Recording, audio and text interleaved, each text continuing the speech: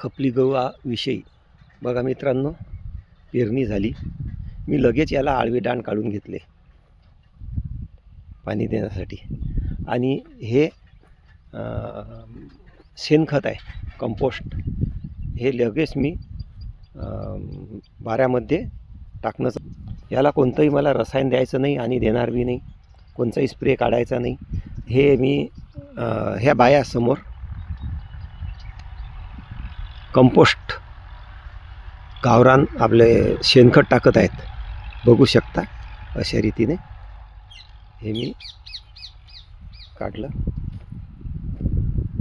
खपली गहू आहे. ह्या अशा टुशा याच्यात पेरावं लागतात.